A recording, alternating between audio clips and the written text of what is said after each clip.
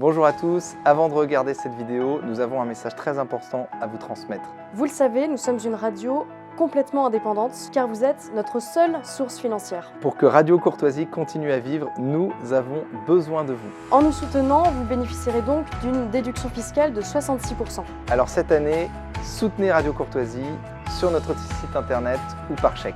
Il n'y a pas de petits dons, chaque participation compte. Merci à tous.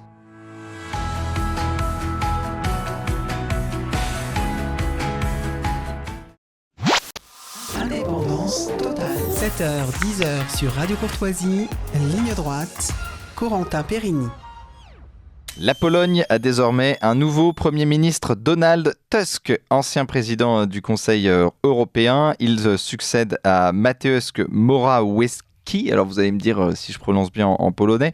Alors ce dernier s'est en effet vu refuser le vote de confiance du Parlement qui avait lieu ce lundi. Depuis la France, cet épisode de la politique polonaise est une déception. En effet, la Pologne était régulièrement présentée par le camp patriote comme un exemple à suivre, un des derniers bastions européens. Et contrairement à la France, le peuple polonais jouissait jusqu'à ce jour d'un gouvernement fort, capable d'assumer sa souveraineté face à une Union européenne souvent envahissante dans la politique interne de ses États membres. Alors la Pologne s'était donc illustrée ces dernières années par une politique migratoire ferme, un refus de l'emprise des théories LGBT et plus globalement de toutes les dérives woke et les mêmes sujets sur lesquels la France semble échouer. Les opposants aux politiques conservatrices se félicitent déjà que la Pologne ait réussi à se relever avant de devenir une Hongrie bis présentée comme le pire des scénarios. Mais qu'en est-il vraiment ? Quel héritage laissent ces dernières années de gouvernance patriote ? Quelles sont les perspectives politiques de la Pologne avec Donald Tusk comme guide du gouvernement ? Quels sont les enjeux internationaux de cette potentielle réouverture à l'Europe ? Pour en parler ce matin, nous sommes avec Olivier Beau. Bonjour Olivier Beau. Bonjour. Vous êtes Je commence peut-être par la prononciation, c'est Donald Tusk. Donald Tusk. Alors oui, Voilà. c'est ça. On a envie de dire Trump d'ailleurs, Donald Trump, mais c'est Tusk. Donald Tusk, Exactement. qui n'a strictement rien à voir avec Donald Trump. On va le voir même dans l'idéologie. Donald Tusk. Alors, vous êtes Olivier Beau, responsable de la rédaction du site polonais et anglophone sovereignty.pl et journaliste de l'hebdomadaire polonais Dojajce. La prononciation est bonne ? Voilà. Dojajce, oui. Et vous êtes ancien correspondant du journal Présent en Pologne et collaborateur des sites Remix News et Visegrad Post. Alors, justement, avant qu'on parle de Donald Tusk, je voulais savoir quel héritage lèguent les prédécesseurs de Donald Tusk, cette Pologne conservatrice qui a su maintenir une Pologne conservatrice alors qu'elle est dans l'Union européenne qui, on le sait, prône une idéologie libérale et progressiste. Alors, je pense qu'il faut relativiser un peu parce que une des raisons de la plus faible mobilisation de l'électorat de droite par rapport à cet électorat de gauche qui s'est très fortement mobilisé. Il n'y avait jamais eu une telle participation en Pologne, la 74% depuis la chute du communisme. D'habitude, c'est plus proche de 50% la participation en Pologne. Et c'est surtout ce qui a fait gagner ce camp de gauche. Donc, c'est une coalition, en fait, une coalition de coalitions. Donc, c'est beaucoup de partis qui sont soudés par leur attitude anti-PiS, anti-parti droit et justice, plutôt que par des idées communes. Enfin, ils ont aussi des idées communes, mais ils en ont aussi qui sont très différentes. Alors, quand je dis qu'il faut relativiser, c'est parce que le gouvernement de Mateusz Morawiecki était un peu, je dirais, fort en gueule, si je peux me permettre, sur la question européenne, parce qu'il parlait beaucoup de souveraineté, de s'opposer aux ingérences de Bruxelles, mais en fait, il a cédé sur pratiquement tout, et en particulier, un point où il a cédé, on se souvient de la menace de veto de Morawiecki et Orban fin 2020, veto donc sur le budget, sur ce plan de relance Next Generation EU, et c'était par rapport à ce fameux mécanisme de conditionnalité qu'on appelle aussi mécanisme d'état de droit, donc qui conditionne le versement des fonds européens au respect de l'état de droit, entre guillemets, et des valeurs européennes, qui sont maintenant des valeurs de gauche, comme on sait. Donc, ils ont cédé sur la base de promesses qui n'engageaient que que ceux qui les croyaient. Mm. Et finalement, les gouvernements du PiS, en 8 ans, ont cédé plus de souveraineté à l'Europe de Bruxelles que ne l'avait fait le gouvernement pro-européen, en parole aussi, de Donald Tusk avant, pendant 8 ans. Donc là, je pense qu'il faut relativiser un peu. Et maintenant, on a Donald Tusk qui arrive et qui, par rapport à la réforme en cours des traités européens, qui là conduirait à une perte quasi totale de souveraineté des États membres, a dit que ce n'est pas nécessaire, que c'est indésirable et qu'il s'y opposerait. Alors, est-ce qu'il s'y opposera vraiment? Donald Tusk a un passé de menteur avéré sur beaucoup de choses. Donc, alors, dites-nous justement sur quoi et pourquoi Donald Tusk, d'où vient-il, quelle est son idéologie, comment il a réussi à être notamment président du Conseil européen? Alors, l'idéologie de Donald Tusk, c'est surtout d'avoir le pouvoir, d'occuper des fonctions importantes, parce qu'il a beaucoup évolué en fonction des besoins. La dernière volte-face importante, c'était il y a 2 ans sur l'avortement. Il s'était toujours opposé, comme la plupart des hommes politiques polonais, à part ceux complètement à gauche, à l'avortement à la demande. Mais quand il y a eu ces manifestations suite à un jugement du tribunal constitutionnel qui interdisait les avortements eugéniques, qui étaient principalement réalisés sur les enfants qui avaient une trisomie. Là, quand il y a eu ces manifestations, il s'est dit, c'est un sujet porteur, donc maintenant il est pour l'avortement à la demande jusqu'à la 12e semaine de grossesse. Donc son idéologie, c'est pas d'idéologie du tout, quoi. C'est d'être souple. Donc il est un opportuniste. Voilà, c'est un opportuniste. Donc, son parti, qui était au départ un parti conservateur, libéral-conservateur en fait, d'inspiration démocrate chrétienne, c'est devenu un parti centriste, donc en fait de gauche. J'aurais tendance à dire maintenant d'extrême centre, parce qu'ils ont souvent des propositions assez radicales. Macroniste, qu'on peut comparer à Emmanuel Macron. Est considéré comme de gauche. Pardon ? Qu'on peut comparer à Emmanuel Macron en France, c'est-à-dire l'extrême gauche, européiste, libéral, progressiste.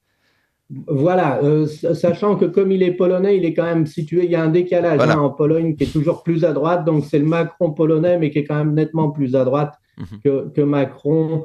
Pour le moment, mais il est tout à fait capable d'évoluer vers des positions plus proches de celles d'Emmanuel Macron s'il a l'impression que ça peut lui permettre de rester au pouvoir. Alors justement, pourquoi les Polonais ont choisi de changer de gouvernement? Parce que forcément, notamment, il y a eu des images qui ont circulé sur ce qui se passait en France, sur la crise migratoire, sur les conséquences de l'Union européenne, les conséquences de l'idéologie LGBT. On a l'impression que le soleil se levait à l'Est, qu'il y avait toute une partie de l'Est qui était encore le dernier bastion de la civilisation européenne. Et là, on a l'impression qu'il y a un bastion qui vient de tomber, donc la Pologne. Et pourquoi les Polonais ont décidé de changer de gouvernement?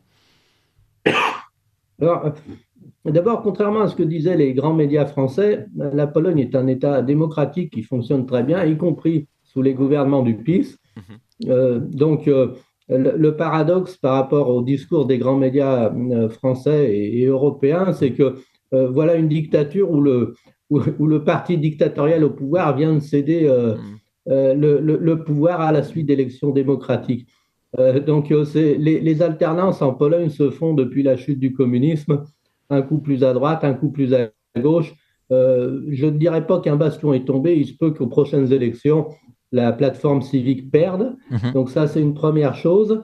Il y a eu une usure du pouvoir du PiS. Il y a eu un peu une césure au moment des deuxièmes élections qu'ils ont gagnées en 2019, où ils se sont mis à devenir un peu coupés de la réalité, assez arrogants. Alors, d'un côté, ils se sont un peu coupés de leur électorat le plus à droite, notamment suite à ces manifestations contre ce jugement du tribunal constitutionnel qui interdisait les avortements eugéniques. Ils ont eu tendance à adopter des positions un peu critiques de jugement, à être moins clairement pro-vie. Et sur d'autres sujets aussi, ils sont un peu coupés de leur électorat plus catholique conservateur qui est assez important en Pologne. Et en même temps, ils ont eu un discours très clivant, comme Tusk d'ailleurs. C'est un peu des deux côtés, il y a un discours très clivant. Notamment, on a eu avant-hier à la Diète Kaczynski qui a encore appelé Tusk, qui l'a encore qualifié d'agent allemand. Et ça, c'est un discours qui ne passe plus auprès de la population et finalement, ils ont plus mobilisé l'électorat libéral que leur propre électorat par leur comportement. Et je pense que la défaite relative du PiS, parce qu'ils sont quand même arrivés premiers avec 35% des voix, mais sans alliés possibles. Alors ça, c'est la deuxième chose. Ils ont eu une politique, ils ont cherché en fait à lutter le plus pendant la campagne et un peu avant contre les partis qui auraient pu être leurs alliés potentiels. Donc, ils n'ont eu aucune possibilité d'alliance, c'est la deuxième chose.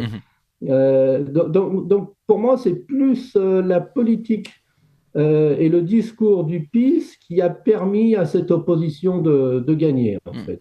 Alors, est-ce que vous pensez justement que Donald Tusk, qui arrive donc premier ministre de Pologne, vous pensez que c'est l'arrivée donc d'une idéologie immigrationniste, LGBT pendant combien de temps il va pouvoir gouverner? Et est-ce que pendant ce temps-là, il va avoir le temps peut-être de changer la Pologne à jamais? Parce que c'est aussi le problème quand on